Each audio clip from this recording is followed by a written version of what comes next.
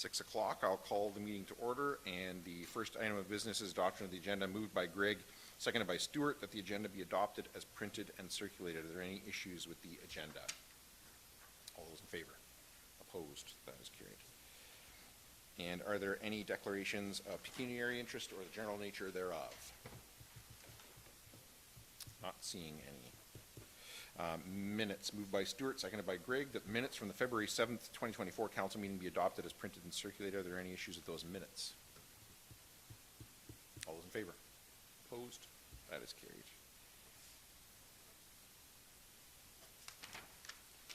So we have 6 timed items tonight. A delegation from TVDSB Trustees at 6, quarter revision at 6:20, drain report at 6:20, 2 zone changes at 6:30, and a delegation from a resident at 6:45. So first up is a delegation from TVDSB Oxford Trustees, Leanne Hopkins and Dave Cripps, and I will turn it over to you for your delegation and remind you, as I remind everybody who comes here, assume that the 5 of us have done our homework and read your submission, and highlight what you want us to remember, and leave time for us to ask questions of you. And I'll turn it over to you.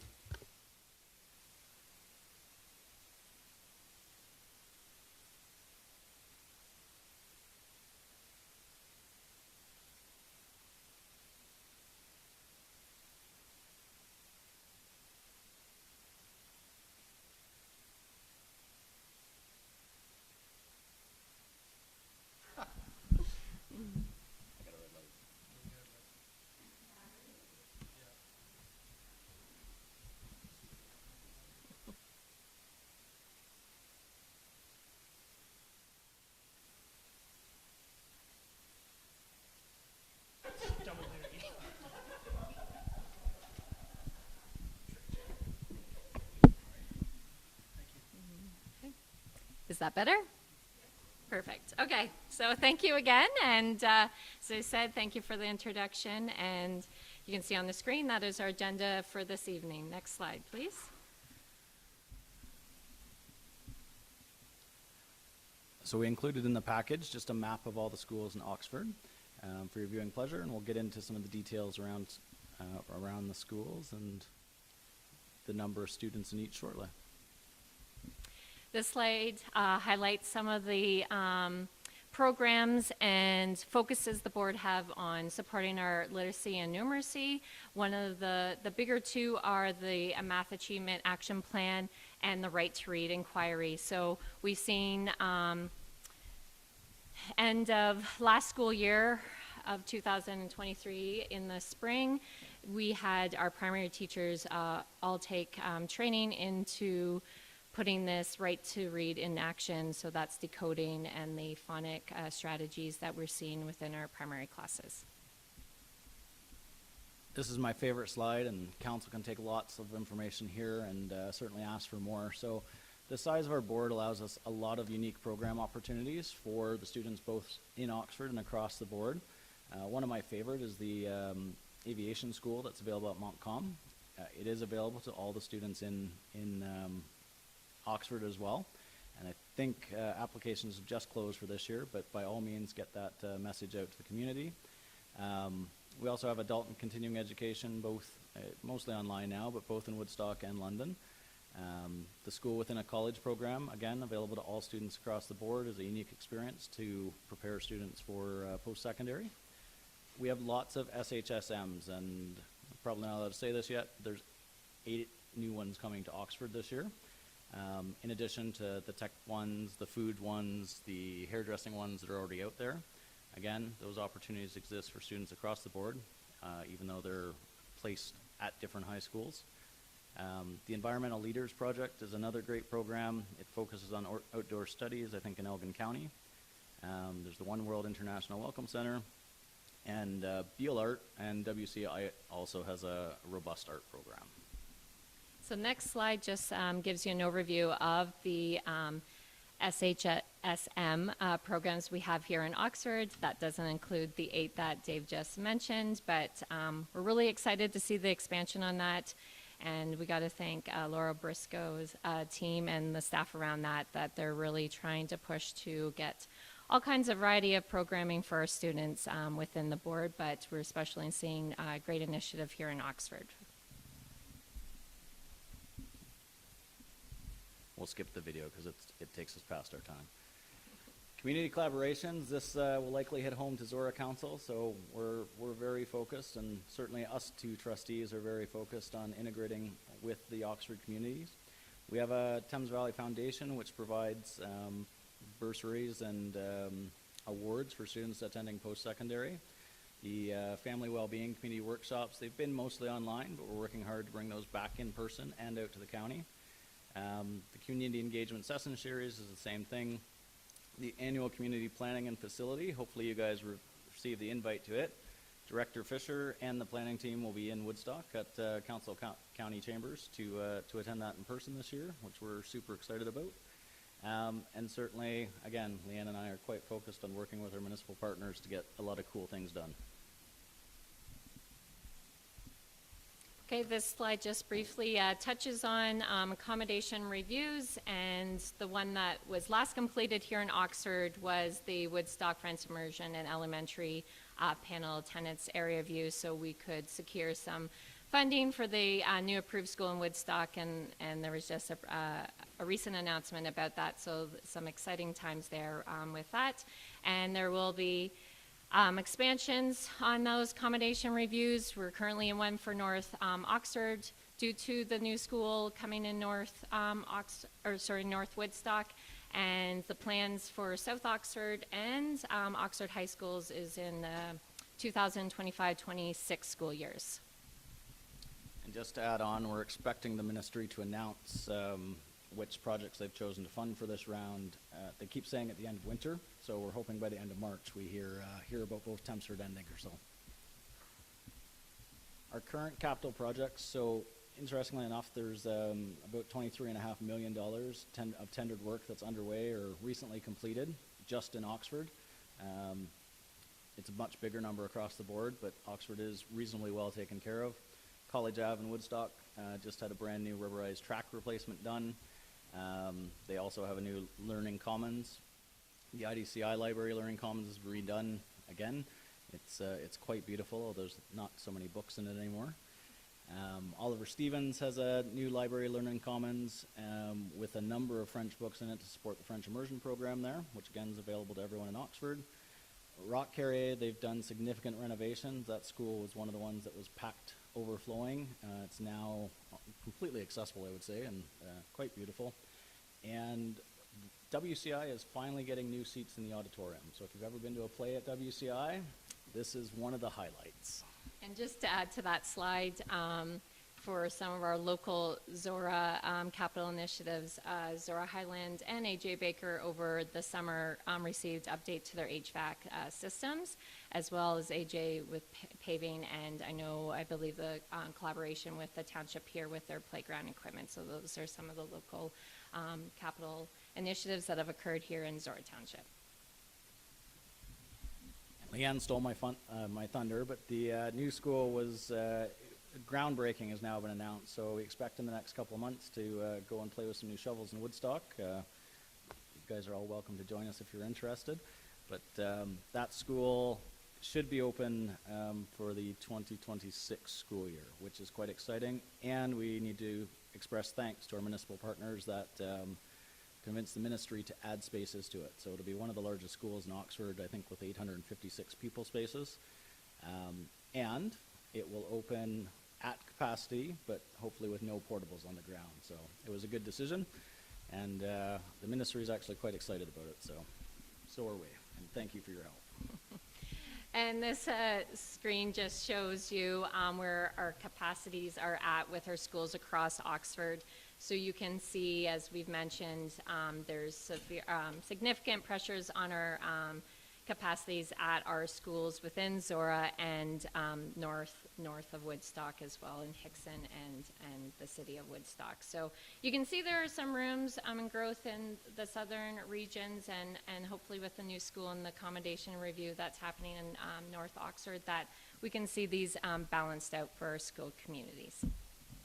Just of note on these two slides, so on the ground capacity is the actual number of students that fit in the school. proper without portables. It doesn't mean that we're limited to that number of students, and that's why you see the bars rise above. Interesting bit of feedback that we get fairly frequently is that all the high schools are full in Oxford. As you can see, that's not quite the case. They're very large footprints, and there's significant space at IDCI still. So we're not going to be in need of a new high school at any point in the near future.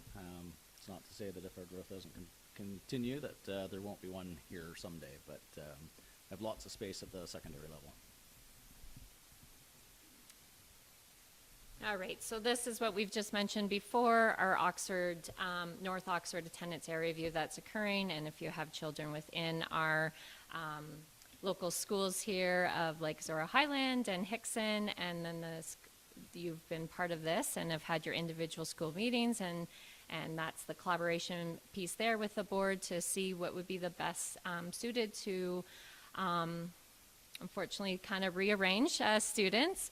And because when a new school is built, there's no attendance area for it. So this is a process that we need to carry out to establish attendance review with the hopes that then we're balancing enrollment and placing students in the best spot that meets their needs as individual families and closer to home for them. The next one, we'll just let you guys read Bill 98 at your leisure. But again, I'd like to extend thanks to Deputy Mayor Grigg and Mayor Ryan for their support. I think in Oxford, which by extension means TVDSB, we're certainly leaders in some of the goals that Bill 98 set out to provide for as far as collaboration and making better use of public funds. So we'll end our presentation there, and we'll open up the floor to any questions, comments you have for us. As long as they're gentle. No promises, Dave. Questions from council for the delegation? Deputy Mayor Grigg. Quick question. The elementary enrollment slide is October official 2022 to 2023. Does this not reflect the change where some of the North Woodstock students are now being bused into Zorra Highland? Like, it's showing more capacity in here. I can't remember when that happened. It likely does not, because I know Zorra is nearing capacity with the changes that we made recently. I think that was just this past spring, actually, that we did that adjustment. Because it's showing Hickson is well over capacity and some capacity space available at Zorra Highland. So I'm guessing that this is the information then that you guys are reviewing and able to come up with some of those creative solutions to allow for students to have access to adequate facility across the communities, even if it's just as a temporary. Yeah. So this data would have been what provided for the accommodation review to move the kids from North Woodstock to Zorra, and that's why we keep basically moving kids around, because Hickson's been capped because there's literally no space for students there. Perfect. And just a comment, it really helps to see this, because these are the tools that that trustees and board staff are using to come up with some of these solutions. And I think when we're talking about them as they've rolled out in the community, sometimes they land a little bit different, but you know, we're always looking at information to make informed decisions, and it's been great to have this provided, not that we're in the decision-making space for it, but just to provide that context for where some of these decisions are coming from, and what that process is. Anyone else? Councillor Mitchell. First of all, thanks for the presentation. I don't believe this council's had representations from our local trustees come to us and provide us with this information, so I appreciate that. I was interested in the SHSM programs that you talked about, and looking at the list, it appears that many of the programs are geared to industries that have chronic shortages of labor, and also maybe geared towards students that maybe weren't heading to university educations and in the past may have fallen through the cracks. So have you seen, since you've brought these programs and more emphasis on these programs, any impact on the dropout rate in high school students? Don't have information specific to the SHSM initiatives on dropout rates. I think your observation is correct. So One of the big initiatives at the board is really about the pathways options for students. There's something for everyone. As you also correctly stated, many of the SHSMs are targeted at industries, and the way we place them in high schools is that they're targeted at local industries. So for example, in Tillsonburg, some of the new SHSMs that are coming on are actually in collaboration with local industries, so we can encourage our kids to stay close to home. But this is really about the pathway. The aviation school, for example, allows for pathways to university, college, directly to the workforce, like that. And the majority of the SHSM program is to provide that sort of background. So you might see a machinist up there. There's a pathway to university to become an engineer. There's a pathway to directly go into apprenticeship. Anyone else? Yeah, I was going to say what Paul said, which is, it's certainly in the time that I've been here, we've never had trustees come to this chamber to talk to us. So maybe I won't go to the board this year. But seriously, as the Deputy Mayor said, it's really important, I think, because we as councillors get asked these questions, even though it's not our area of responsibility, we get asked the questions. And frequently it's challenging to get the answers then, because it's not our responsibility. So it is great to have you here and present it to this council so that we can have it. But also it highlights the work that you are doing for our residents, right? Because I think partially because of distance, partially because of history, our residents don't always know who their Oxford trustees are. I think that's different since the last election, frankly. And I think Oxford residents all know who their trustees are now. Very excited to see the announcement from the minister the other day about the North Woodstock School and that collaboration that went on to make that happen. So I don't have any questions at all. Just thank you for coming. You are always welcome here. Hope to see you at Oxford County Council as well. And is there any other questions for the delegation? Really looking forward to the pending announcements to come in the coming months. And yeah, whatever that brings. Awesome. Thank you for your time. And our contact information is out there. Don't ever be afraid to reach out. Okay. Thank you. Thanks. So we got 3 minutes now. Where is it there? 3 minutes. So we'll go down and do some. Oh, I know what we'll do. Yeah, I can do that in 3 minutes. I can do it. We're going to jump down to correspondence requiring direction 9A.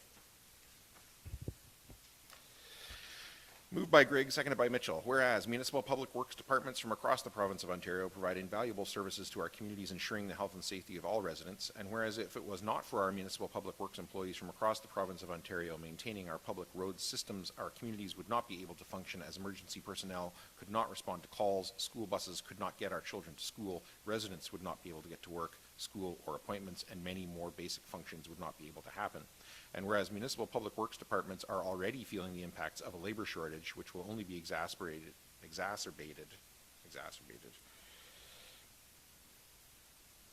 over the next 3 to 5 years, which will cause levels of service municipalities are able to provide to ensure the health and safety of our residents to decrease. And whereas there is currently no provincial-wide course that properly trains potential municipal public works employees specifically relating to municipal heavy equipment, therefore be it resolved that the Township of Zorra supports the work of the Association of Ontario Road Supervisors to develop a municipal equipment operator course to address this issue, and that the Township of Zorra calls on the Province of Ontario's Ministry of Labour, Training, Immigration and Skilled Trades to fully fund the municipal equipment operator course in 2024 through the Skills Development Fund, and that a copy of this resolution be sent to the Minister of Labour, Training, Immigration and Skilled Trades, David Piccini, the Township of Zorra's Member of Provincial Parliament, Ernie Hardiman, and the Association of Ontario Road Supervisors. Deputy Mayor Grigg, as the mover, do you wish to speak to that? No, thank you. I believe the motion speaks for itself. Councillor Mitchell is the seconder. Don't have any comments to speak to, but I do have a couple of questions, and I don't know where we were going on this, whether my questions to Katie as the mover, or perhaps Steve can clarify. I do support the motion, but I'm just looking for a little more information on this. The Good Roads Association provides multiple training courses on road construction and maintenance, and community colleges such as Fanshawe provide courses on heavy equipment. So how would this course be different than what those organizations provide?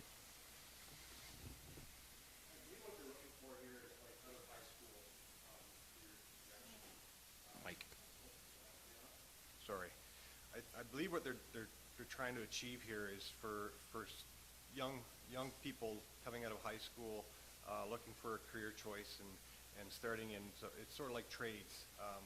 You know, they want to start into a certain trade. There's a lot of schools out there that offer for electricians and plumbing, but nothing specific for public works work. So, and the benefits would be huge. You know, if somebody could start off young, like high school age, and get into this at a young age and learn all the you know, how to run equipment and the legal end especially of what public works has to deal with day in, day out. And that having that knowledge already starting would, you know, would be huge benefit and a huge cost savings for municipalities who don't have to provide that once you know, a staff is hired, and not having to put that time and effort into the, you know, especially the time into the training. So this is, you know, an excellent initiative, I think, to see young people starting in making public works a career. So my follow-up question is, how would you see this course working as someone, like a young person, taking this course and then looking for a career in a municipality, similar to, say, a police foundations course? Or would it be a case where they get hired by a municipality and then the municipality sends them to this school as part of their training? I think it's more derived, that's I think to be determined yet. I think it's going to be more derived as something that they'll, you know, take as a training and schooling, and there'll be an academic achievement to that, to like a diploma to achieve by that, and then with that, then you know, it opens more doors, just like, you know, having other diplomas as you go through your school, right? Thanks for clarifying that, Stephen. Yeah, it makes sense. We're in a competitive environment. If we can get people that have some training, and when you get training, you also get an idea whether this is a career you want to go forward with. And so if somebody completes this course and still wants to work for a new municipality, then I think it makes it easier more confidence to hire that person. So I support the motion. Thank you, Mayor Grigg. And if I can just add to that, I think, I don't remember if it was written in here or in conversation, but I believe AORS has been active in post-secondary fairs for high school students in showing that municipal public works is a career option for students. When students are considering what they're going to do post-secondary, certification programs are always going to take focus, and municipal public works is a difficult sell when there's not a certification. The other thing is that when you go through and you get your ticket to be a plumber or an electrician, that's something that increases your value in the workforce, and that's something that you can take with you. Because there's no certification, there's individual certifications that our staff are able to take, but because it's not an education program available to the public, it's not something that is as valuable when students are considering where to go. So as I said in the motion, there's, you know, it's a competitive workforce, and this would really make public works an option that I think would be competitive for students to consider alongside the other trades. Anyone else? All those in favor? Opposed? That is carried.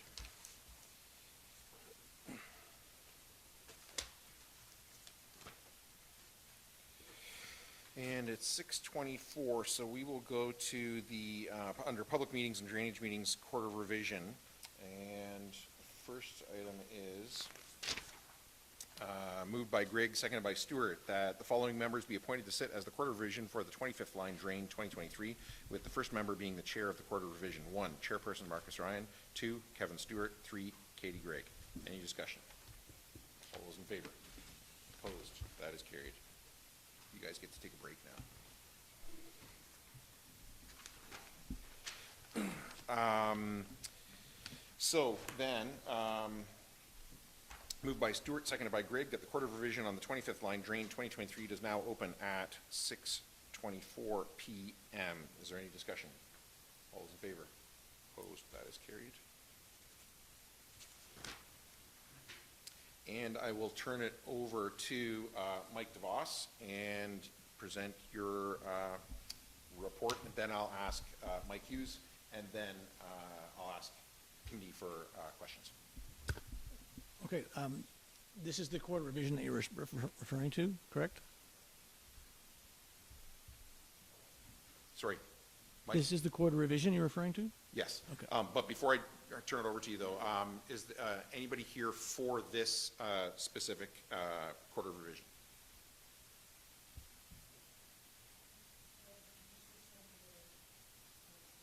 Okay.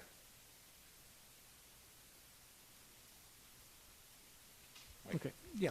Typically for the quarter revision, it is to deal with appeals to assessments. So in this particular case, appeals are suggested to be submitted in writing 10 days in advance of the hearing. And if somebody comes and wants to appeal verbally, they would have to ask for that, and the court would have to make a motion to hear it. It's not an automatic hearing, but or acceptance of that particular appeal. So I'm not aware of any of appeals that have been submitted, so I'm unaware of that. I don't know if the municipality has more information than myself. Mike? No, do you no wanna- appeals have come in at this time. No. Okay. All right, and so no appellant's questions then if nobody is submitted. So any questions from the court? Moved by Grigg, seconded by Stewart. Whereas the Council of the Township of Zorra provisionally adopted the report of Spree Associates Engineers and Architects dated November 30th, 2023 for the drainage works known as the 25th Line Drain 2023 on January 17th, 2024, and whereas there have been no appeals that lands have been assessed too high or too low, nor that any road or lands have not been addressed, or that due consideration has not been given as to type or land use, now therefore the Court of Revision for the 25th Line Drain 2023 hereby confirms the assessment schedule as fixed by the engineer. Is there any discussion? All those in favor? Opposed? That is carried. Moved by Stewart, seconded by Grigg, that the Court of Revision of the 25th Line Drain 2023 does now close and council reconvenes at 6:27 p.m. Is there any discussion? All those in favor? Opposed? That is carried.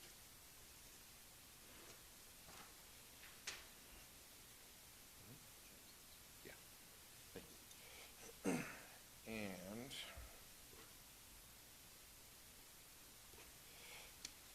moved by Grigg, seconded by Stewart, that the council meeting be adjourned at 6:27 p.m. for the purposes of holding a public meeting pursuant to the provisions of the Drainage Act. You guys are back in now.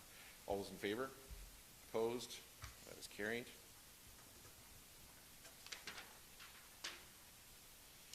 And Mike DeVos, I will turn it over to you for your report. Okay. Yes, this report was prepared in accordance with Section 78 of the Drainage Act, which is repair and improvement to an existing municipal drain. There were requests for improvement to the J.B. Murray drain as well as the Charles Matheson drain. They are two different titles, but they are the same watershed, same tributary area, and the water flows from the J.B. Murray drain through the Charles Matheson drain to get to an outlet in the Quinn drain. So it's all part of the same physical system, but separated through previous bylaws constructed at different periods of time.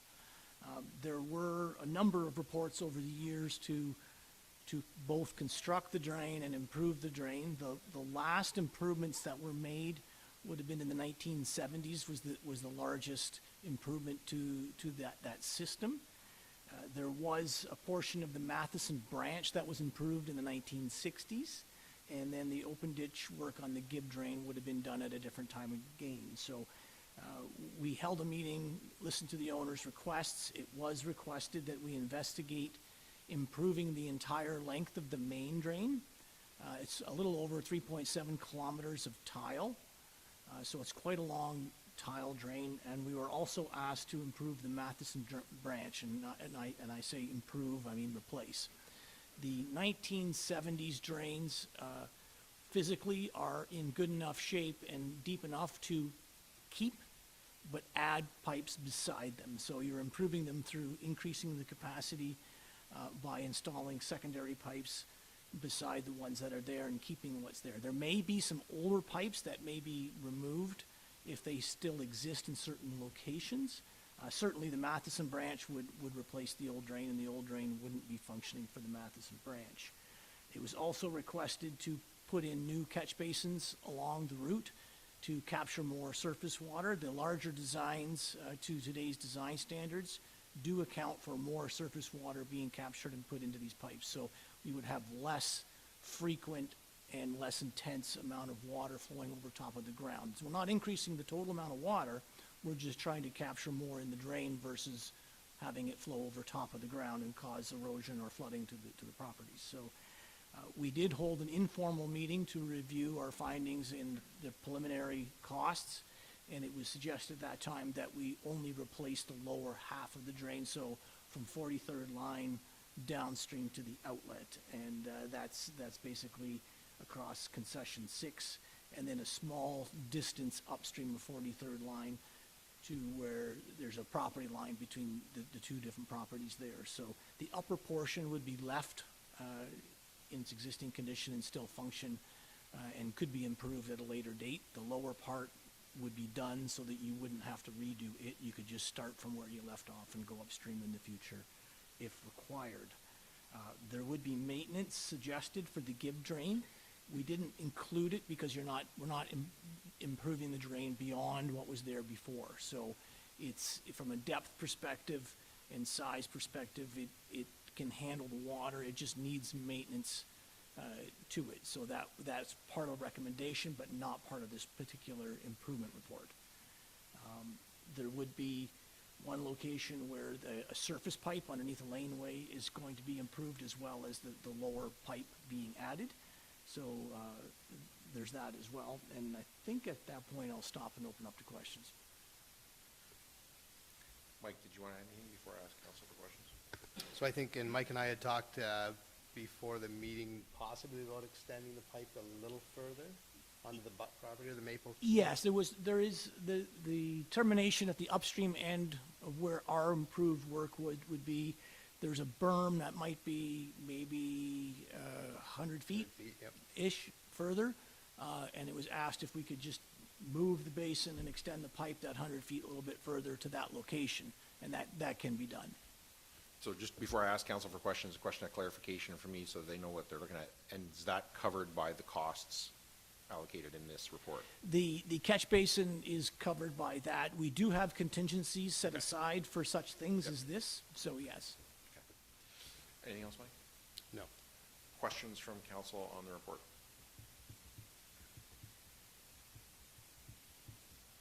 Not seeing any. Public, any questions from the public on this report? All right. Nope. Can I just get you to come over to the microphone so that everybody in the room and on YouTube can hear you? Okay. Anything or? Can I get you to state your name first? Oh, Mark Zilke.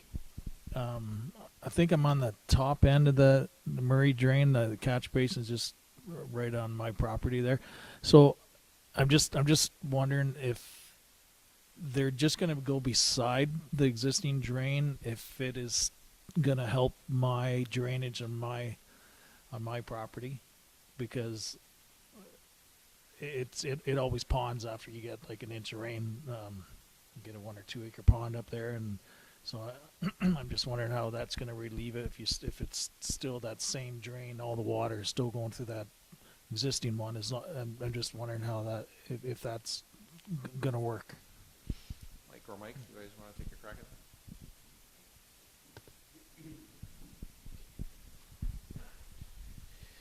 Yes, we originally looked at making an improvement right up to your property, but at the meeting that we had and after the meeting, the municipality contacted some of the landowners, and it was decided not to make the improvement that far. So it's not going to provide an improvement up that far away. That's a full concession distance-wise away from where the improvement is. So the property is not being charged any benefit.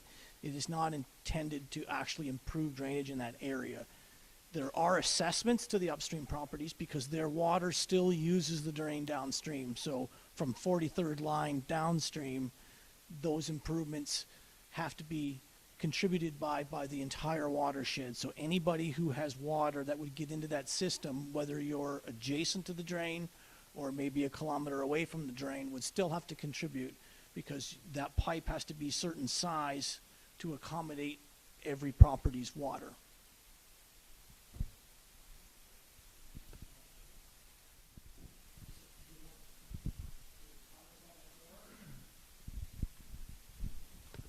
Okay, I was led to believe it would, to see what this update would do, if it would help my land, but I guess it's not going to. So I don't know what to say other than I'd be for extending it further. So we had discussed that with this new drain going in, we assume the water's gonna get away a little quicker at your property than ponding. That has been happening. With anything new we do downstream, is gonna take the water a little faster, and then from there on up, we assume that drain's gonna work a little better. There might be some side benefits to that. With the distance that you are away, it may not. It might empty and relieve itself a little quicker. It is possible. It's not necessarily the intention of this. So there could be some side benefits like that. I do realize, and it was discussed, that it was thought that because of the cost upstream and the improvements were felt from those owners, that they didn't necessarily want to do it at this time. Wait and see how things go. You could add that. You would need a second report, but the report, the engineering wouldn't be lost. It's been done. So if it's relatively soon, within the next 5 years, you could certainly just use that information and not have to regenerate it all. The longer you leave it, you'd have to do a little bit more background checking to make sure things haven't changed. But it's not the intention. Could there be some side benefits? It is possible, but I wouldn't want to guarantee it. Just to clarify then, though, that would mean an additional petition and an additional engineering report that would use the information in this report, but it would be an additional petition and report in order to get that drainage work done to specifically improve the drainage on that property. Yes. Okay. You're good? I mean, you're not thrilled, but your questions are answered? Okay. And could I just get you to state your name for the record for the drainage report? Albert Rinkema, 43rd line. On the on-site meetings, there was some discussion about putting some berms along the drain, especially where the drain starts, so it will catch some of the swale, the run-off water. I don't see that anywhere in the report, the berms, so just wondering if that's going to be part of it or not. Yes, there are going to be some berms installed. They're not oversized berms. There was a little bit of discussion held that you could, when we say oversized, we mean make them larger than what you would traditionally see. They're referred to as WASCOBs. It's an acronym for Water and Soil Control Basin or berm. You make the berms oversized to actually start holding water. Typically, up until the last 5-8 years, we do build berms. We build berms to try and trap the water and force it to fill the pipe up. The intention is to maximize the use of that pipe, but not physically to start damming water and holding it and storing it so that it sits and waits and then gets into the pipe later. Those are two different things. So there are berms going in, and those berms are typically installed where the catch basins are located, and there's a number of locations where that's happening. We're not creating a WASCOB per se.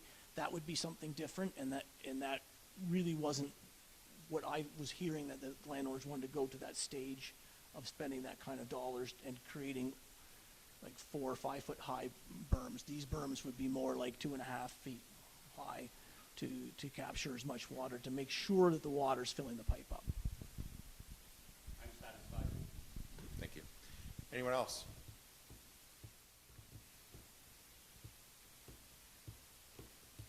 All right. Moved by Grigg, seconded by Stewart, that the report from MP DeVos, PNG of Spreet Associates London Limited, dated December 21st, 2023, for drainage works known as JB Murray Drain 2023, be adopted at an estimated cost of $687,900. Is there any discussion? All those in favor? Opposed? That is carried.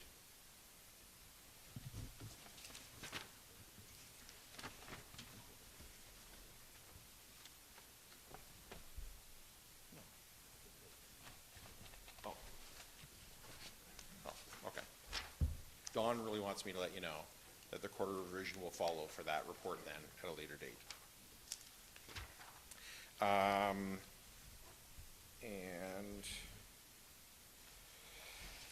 moved by Stewart, seconded by Grigg, that the public meeting pursuant to the Drainage Act be adjourned at 6:40 p.m. and the regular meeting of council be called back to order. Is there any discussion? All those in favor? Opposed? That is carried. So for anybody who's here for the drainage is done now. You're more than welcome to stay for the rest of the council meeting, but if you were only here for the drainage, that part's over. Thanks.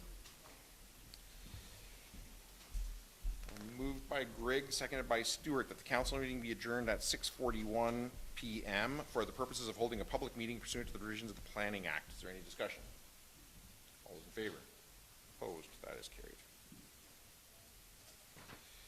And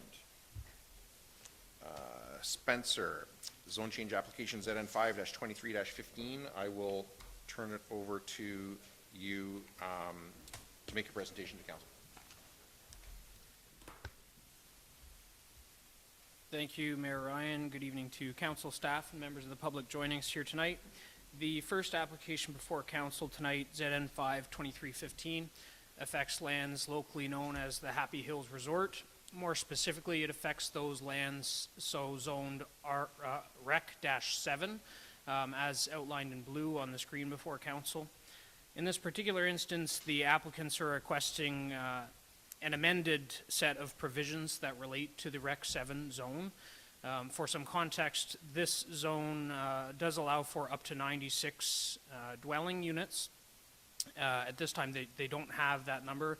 But there are some permits filed to, I think it's 4 permits that they're awaiting release of. And at this particular time, it's come to the attention of the building department that based on the size of the modular homes which are being moved onto these existing, I'll call them lots or sites, not legal lots, but sites within the Rec-7 zone, we've noticed that there are some deficiencies with what they're permitted through their Rec-7 zoning and what they're actually wanting or needing based on the size of these prefabricated units. As such, the chart outlined in the report does identify for council the site-specific provisions they're requesting. There's an increase in overall max lot coverage and a decrease in the rear yard depth, the side yard width, and the front yard depth. As a result of circulation, there was nothing received from members of the public. I did have one phone call from an area resident just looking for comment as to what the nature of this application actually was. They were satisfied after speaking with me on the phone regarding the nature of the change that's being proposed. The one area I would highlight for council is that the building department has indicated that while they have no objections to any of the revised provisions, the provision specific to the minimum rear yard depth going down to what it's proposed to go down to would be reflective of the absolute minimum that it could go down to with 1 meter, so just over 3 feet in size. It would not be supported by the building department or staff in general to go any closer to that for the need of, let's say, emergency access purposes, or even to put a ladder on the back of the unit for some type of servicing for an eaves trough or otherwise. So I would just note that should any further requests come to vary that one specific provision, that would not be supported. And I just mentioned that for council's information and for, I do believe the owner's sons are here today, so they can take that information as well. Overall, we are supportive of the application here tonight. I'm happy to answer any questions council may have, and the owner's sons, I believe, are in attendance, should there be any questions for them. Thanks, Spencer. Questions from council on the report? Councilor Mitchell. I apologize, Spencer, for not asking this question by email as I normally do, but I didn't think of it until I just listened to what you said. Is one of the factors here where the change to the total percentage of lot coverage because the prefab units that are being brought in now are larger than previous ones, or is that a reason for these changes? Through the mayor to Councillor Mitchell's question, in part, yes, but the bigger aspect of that is the prefab units are a specified size and configuration that were actually accounted for when the owner had requested the provisions which exist today. However, it's generally desired that there be a deck added onto these units. It's generally desired for many of them to have a carport. Both of those things do add to the overall lot coverage. So while 40% might accurately reflect the modular unit itself, it would not capture the carport or the deck that many of the residents are wishing to have. Any other questions from council for the planner on the report? Is the applicant here, and do they wish to speak to their application? Okay. Are there any members of the public, either here or online, who wish to speak to the application? All right. So then we are going to go on to the next, for those of you who are watching, we're going to go on to the next zone change application. Then we will come out of the public meeting and council will consider resolutions to handle both. So we're not just skipping over this one now, just how it's going to go. We're going to stay in public meeting, do the second one. So Spencer, I'll go then to you for zone change application ZN5-23-16. Thank you, Mayor Ryan. The next application before council, ZN 523-16, affects lands on the west side of 37th line. In this particular instance, the subject area is approximately 1.38 acres, and it's the property outlined in blue on the screen for council. And what's being proposed at this time is to amend the existing agribusiness-8 zone to add a specific permitted use, that being an ATV/UTV dealership. I would just highlight for council that while I'll call it the parent AB zone, the agribusiness zone in general does actually allow for dealerships, whereas the AB8, the site-specific zone, when that was applied for a number of years ago, it did not capture a dealership. At that point in time, there were reasons for having a reduced number of permitted uses on these lands. That may have been the request of the applicant at the time, or it may have been at the discretion of the planning department. As a result of circulation, though, there were no concerns or comments from a public works standpoint or a building standpoint as far as the size relative to any anticipated traffic, for example, coming onto the site for the new use, the ATV dealership. I would just note for council that the existing business does operate out of a neighboring municipality, and they are looking to occupy the existing approximate 6,300 square foot building on this site.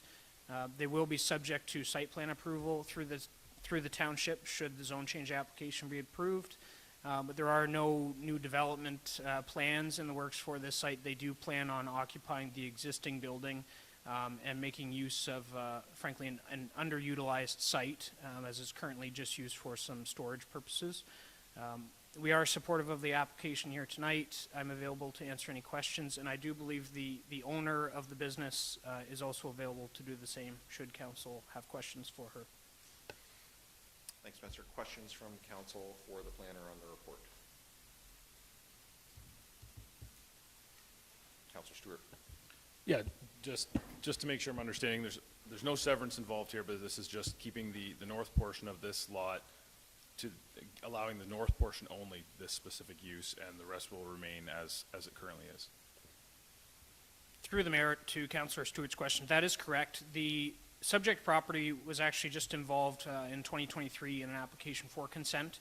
That is reflected on the plate before council, and just for context, it's the area specifically outlined in blue that they're wishing to utilize for the ATV, UTV dealership, which also does include a service shop and sales component, as outlined in the report.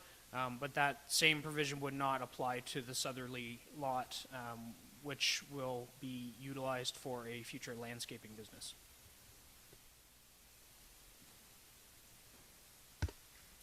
Any other questions from council on the report?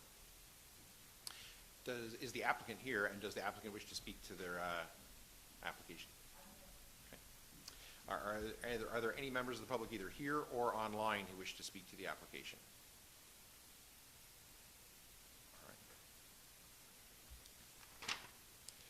So then I have moved by Mitchell, seconded by Finch, that pursuant to the Planning Act, the public meeting be adjourned at 6:50 p.m. and the regular meeting of the council be called back to order. Is there any discussion? All those in favor? Opposed? That is carried. And then the motion for zone change application ZN 5-23-15, item 6C, moved by Finch, seconded by Mitchell, that the Council of the Township of Zorra approve the zone change application submitted by 409315 Ontario Limited, whereby the lands described as Lot 25, Concession 1, West Zorra, Township of Zorra, to amend the existing Rec 7 zone to establish new site-specific provisions for the existing use on the subject property. Councillor Finch is the mover. Do you wish to speak to that? Councillor Mitchell is the seconder. Anyone else? All those in favor? Opposed? That is carried. So you're approved. Talk with Spencer, or more specifically Mike, just to make sure timing-wise you're all good to go, and I think you guys know the deal from there. So, right. And then the motion for zone change application ZN 5-23-16, moved by Mitchell, seconded by Finch, that the Council of the Township of Zorra approve the zone change application submitted by, you just say Life Outdoors. Like there's a one, but you just say like, okay. That the Council of the Township of Zorra approve the zone change application submitted by Life Outdoors Incorporated, whereby the lands described as Part Lot 4, Concession 4, West Zorra, Township of Zorra, to amend the existing AB8 zone to include an ATV, UTV dealership as a permitted use. Councillor Mitchell, as the mover, do you wish to speak to that?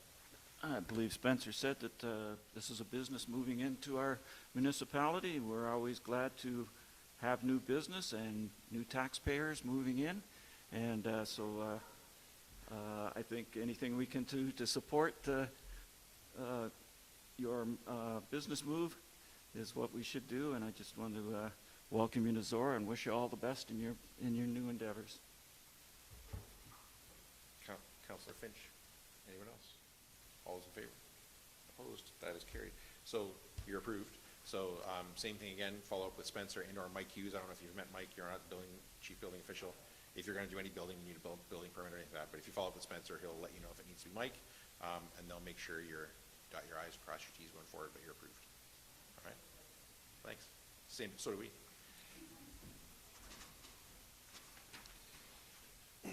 And then back to correspondence requiring direction on item 9B. Were there any questions on that before I read the motion?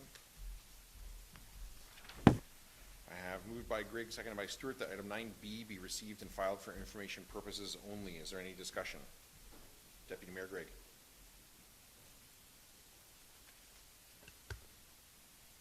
Sorry. I requested that this item be added to the agenda.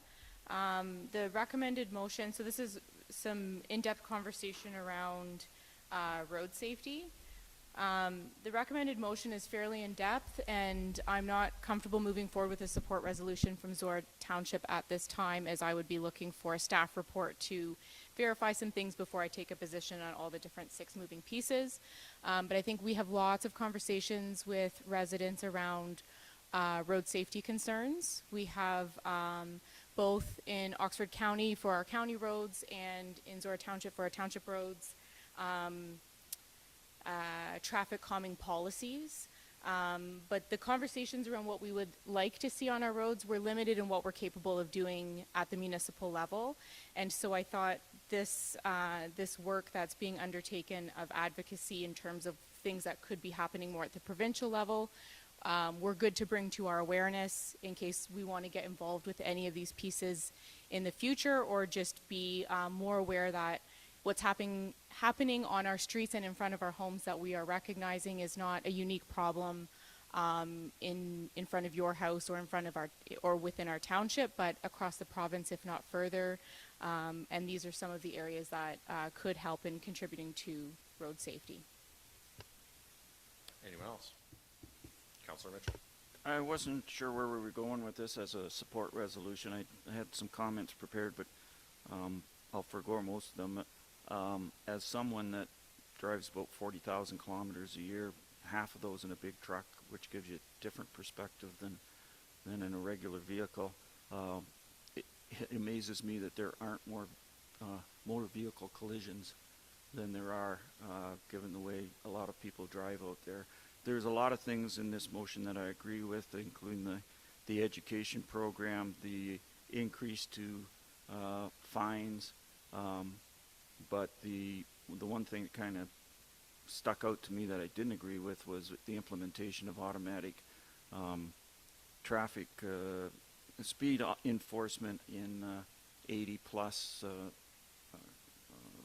per kilometer per hour zones. I think given our culture that everybody drives 10 to 15 kilometers an hour over in the outside of urban areas, and if you actually are driving to the speed limit in an 80 kilometer road, you're impeding traffic and you are a danger. So the part of this motion was to allow that, and I don't agree with that. So I agree with the Deputy Mayor that we need more information and more research before we take the step of endorsing this motion. Anyone else? Moved by Grigg, seconded by Stewart, that item 9B be received and filed for information purposes only. All those in favor? Opposed? That is carried. And then delegations, and Mardine Pelders-Bink on unpaved roads. So if you want to go over, as everybody else did, to that microphone, Spencer's going to make sure that it is on this time. And I'll turn it over to you. And as I always say, assume that council has read what you submitted and highlight what you want, and then I'll ask you questions. Oh, I assumed that I had to give a presentation, and then from there you would... It's your time. You can present or whatever you want to do with your time. It's good. I'm Mardine Pelders, and I farm with 3 sons, Henk, Jos, and Rob. Jos is farming in Burgessville. Henk is at the home farm, Mardine Dairy Farms, on County Road 88 in Embro. Rob is on the second farm, Maplewood Dairy, County Road 96 in Embro. I'd like to bring to your attention my concerns regarding the state of the unpaved roads in Zorra Township, especially the 45th line between County Road 88 and County Road 96 on the north end of the township. There are washouts, washboards, and lots of potholes, causing concern for safety of all. This winter we saw a decrease in the timeliness of snow removal on the unpaved roads, presenting a further safety concern. We experienced increased maintenance costs on personal vehicles and farm equipment. The potholes on the 45th line close to Road 96 were terrible. Many deep potholes over the whole width of the road. You had to drive very, very slow, and then it was still terrible. Not one day, but many days. On a daily basis, we bring feed from the home farm to Maplewood Farm for the milking cows. We use the 45th line for that. This winter, one morning, we had to plow with our own equipment the 45th line so we could bring feed with a self-propelled feed mixer to the cows on the Maplewood Farm in a timely manner. The maintenance costs on the self-propelled feed mixer were way up in 2023. On a regular basis, we had to replace bearings, way more this year than the years before. I pay municipal taxes, and the part that is going to the township for Mardine Dairy Farms is 13,000, and for Maplewood Dairy is 4,240. I would like to see something done with that money. A possible solution would be more and or better maintenance on the unpaved roads, or pave the roads. To pave the part of the 45th line close to Maplewood would be a big improvement. I trust that you will understand my concerns, and my sons and I are looking forward to your response. Thank you. Thank you. Questions from council for the delegation? Councillor Mitchell.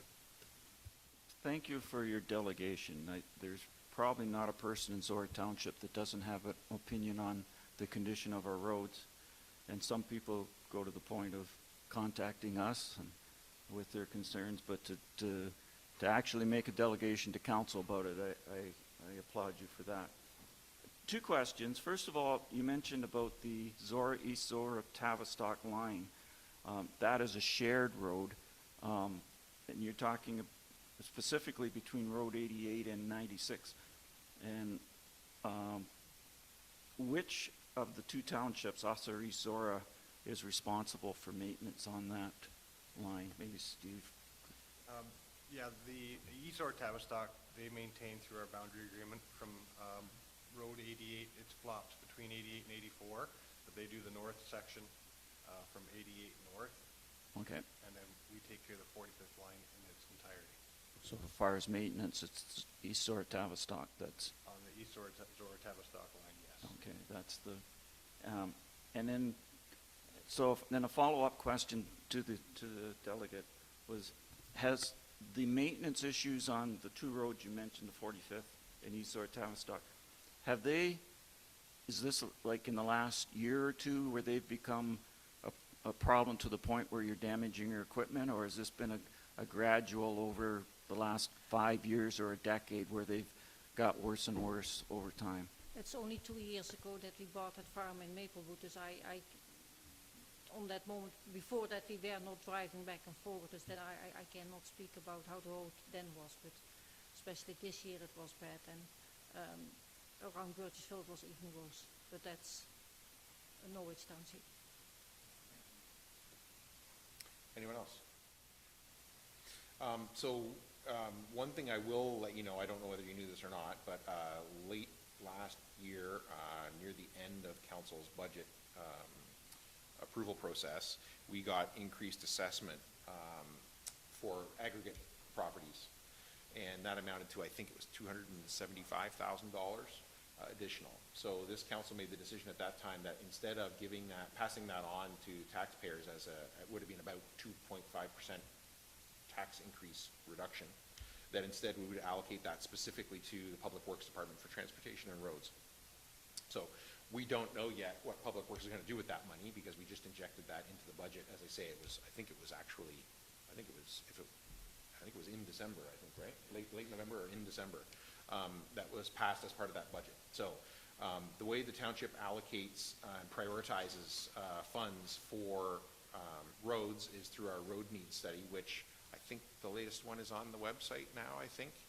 And it lists every single road in the entire township and prioritizes them according to the number of residences, the number of businesses, the traffic count, connectivity to other roads and things like that, and prioritizes them for what the next work needs to be on them, whether it's repaving or rebuilding a gravel road, et cetera, et cetera.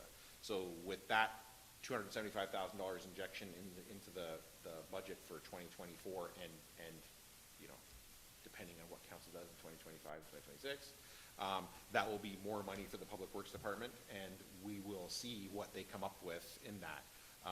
But in general, the way we prioritize it is according to that road needs study.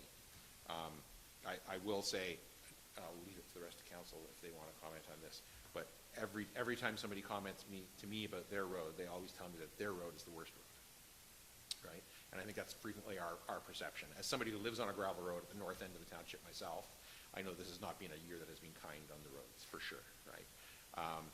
But I think the current policy of the township is that we will prioritize the roads according to that road needs assessment. We've injected cash into it, which then gives Public Works the ability to, potentially speed some of those up or reprioritize them, and we will wait to see how that turns out. Thank you. Deputy Mayor? Can I just ask a question of staff? So Mayor Ryan was just talking about the $275,000 in and around that we'll see that we've been able to reallocate to roads. We had a delegation or an ask from a resident about 29th line, and the question about whether or not that one could be pavable because of the condition of the road. And we had some pretty elaborate discussion around how much money we invest in the Public Works Department to be able to leverage staff to do the work that they might be able to do. And a lot of that discussion, sorry, I will ask you a question, sorry. A lot of that discussion was around, you know, how much of an investment we want to make, but then also what tools we're going to use to make those decisions on what to do. Well, your delegation is very valuable. The residents from 29th Line had a valuable delegation, but ultimately we want to make sure that we're capturing a proper assessment of our entire roads inventory. And that's the roads needs study that Mayor Ryan was referencing.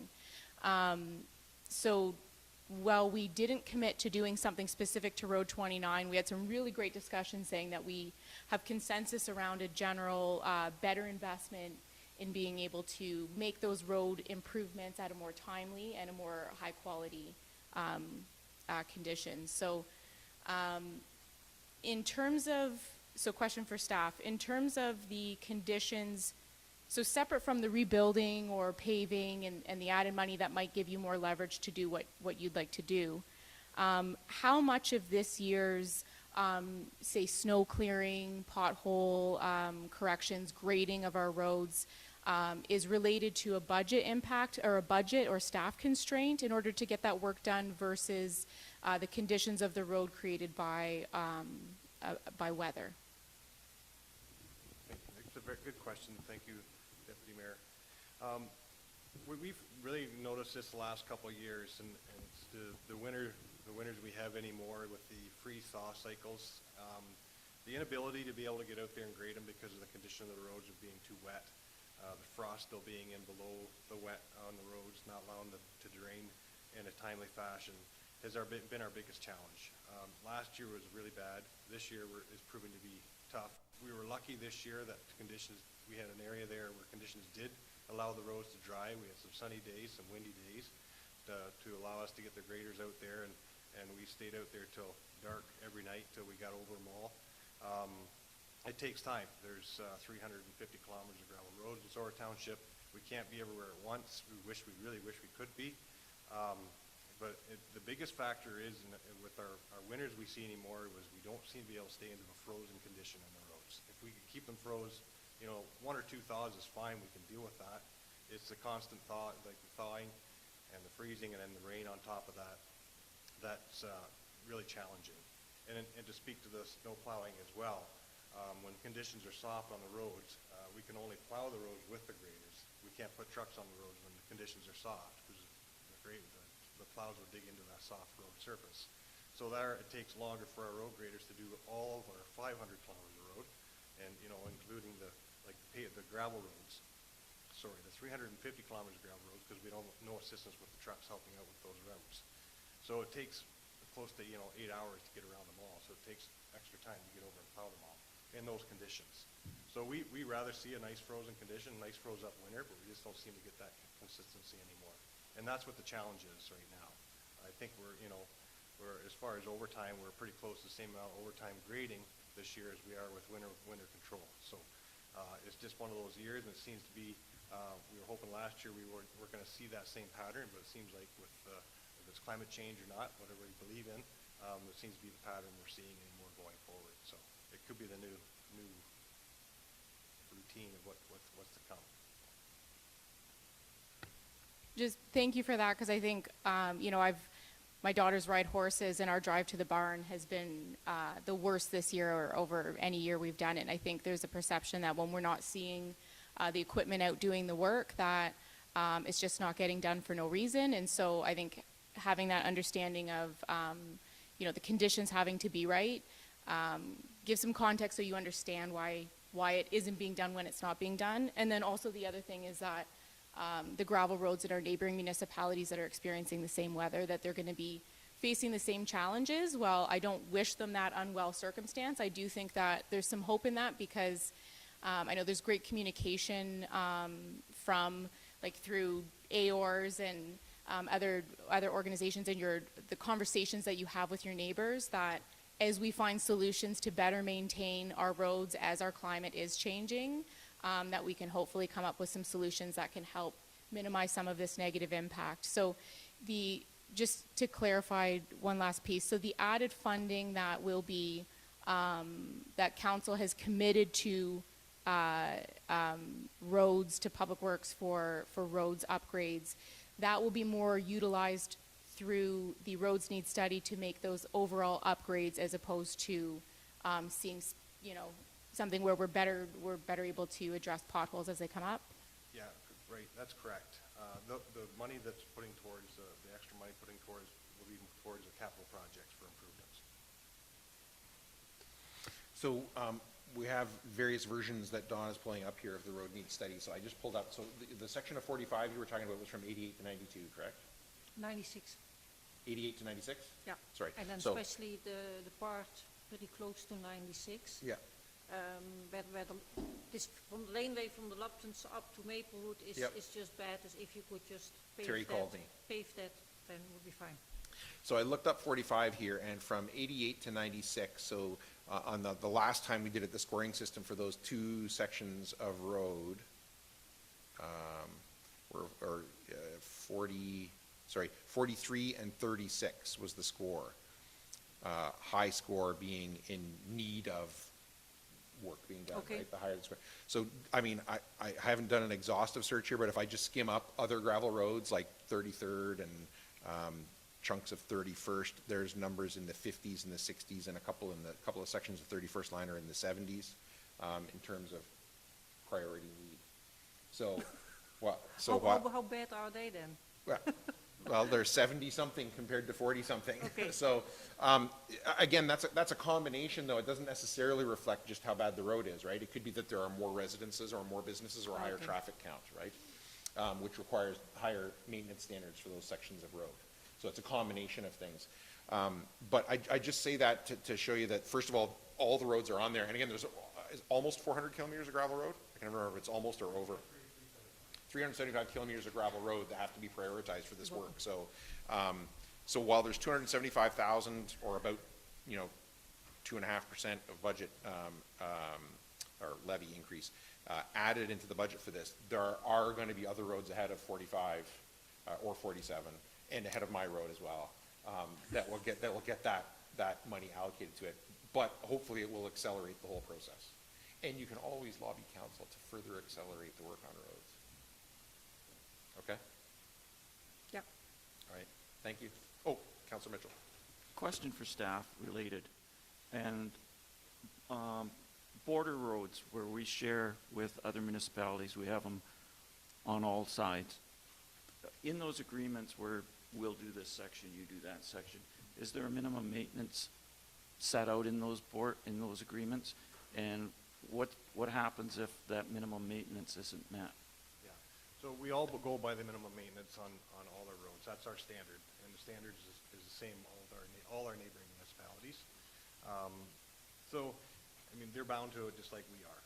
So it's their responsibility to, but as you say, like, the roads would have dropped, and there was times where the roads were rough enough to have dropped below the minimum maintenance standards, but the ability to actually go out there and fix them and make improvements was just not there, like, unfortunately.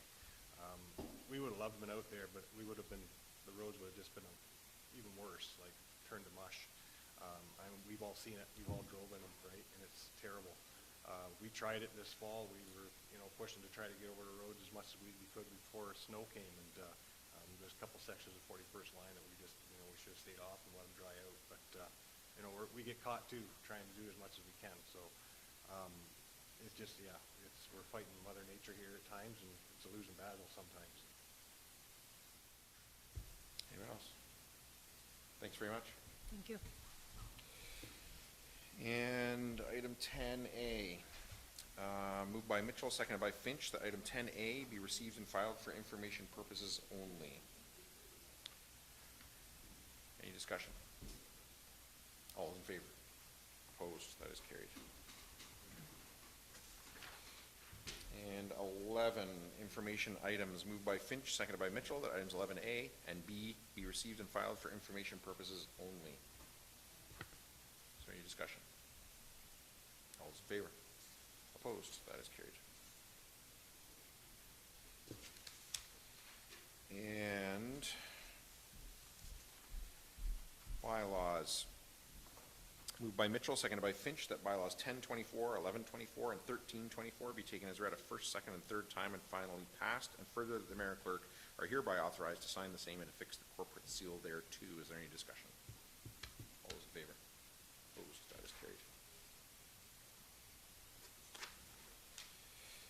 Moved by Mitchell, seconded by Finch, that bylaw 12-24 be taken as read a first and second time. Is there any discussion? All those in favor? Opposed? That is carried. And moved by Finch, seconded by Mitchell, that bylaw 14-24, being a bylaw to confirm the proceedings of council held February 21st, 2024, be read a first, sorry, too soon. You can even stop me. Items of community interest and the calendar, and Councillor Finch. In March, the Thistle Theatre has a performance of the Bob Hayward story happening. You can get tickets online. March 3rd, the Legion Breakfast, 9 to 12:30. March 1st at 7 p.m., the Egg Society has a winter social comedy show and concert. And that's about it. Anyone else? Deputy Mayor Greg. This Saturday, Team Zorra will be participating in the coldest night of the year walk. Currently, there's 21 teams walking at the Ingersoll location. It's a fundraiser for United Way. It's a fundraiser that's all across, and in the Ingersoll location, it will be for United Way. Zorra is currently sitting in like 9th spot for donations raised. So thanks to the members of the community that have stepped up and done that, and I've heard that there's an additional donation coming in from the Lions Club, so thanks to the Lions Club. We had lots of conversations around Zorra when there was a woman unhoused that had been in the village for a good 3 weeks, and I know a lot of people reached out to me concerned what could they do to help her. After 3 weeks she disappeared and we don't know where she went, and while some of us bought her some lunch or a pack of cigarettes, this is truly the kind of thing that we can do to help her. This is the way that we can help people that are needing it. So looking forward to bundling up and going for a walk on Saturday. Councillor Mitchell. Next Tuesday, February 27, 9:30 a.m. is the Upper Thames AGM. And at the January meeting, Brian Petrie, Mayor of Ingersoll, was confirmed another year as Chair of the Upper Thames. The Vice Chair is Dean Trenkowski, who is the Deputy Mayor of North Perth, and I will be sitting on both the Finance and Audits Committees and the Hearings Committee for the next year. Any other events, items of community interest? Now, moved by Finch, seconded by Mitchell, that bylaw 14-24, being a bylaw to confirm the proceedings of council held February 21st, 2024, be read a first, second, and third time this February 21st, 2024, and further that the mayor and clerk are hereby authorized to sign the same and affix the corporate seal thereto. Is there any discussion? All those in favor? Opposed? That is carried. And moved by Mitchell, seconded by Finch, that this session of council be now adjourned and herewith closed at 7:18 p.m. and the next meeting of council be called for March 6, 2024 at 9:30 a.m. in the council chambers of the Township Municipal Office. We're coming close to that, like being the last one in this municipal office, right? Like there's only 3, 4 more? 4 more? Yeah. Okay. Any discussion? All those in favor?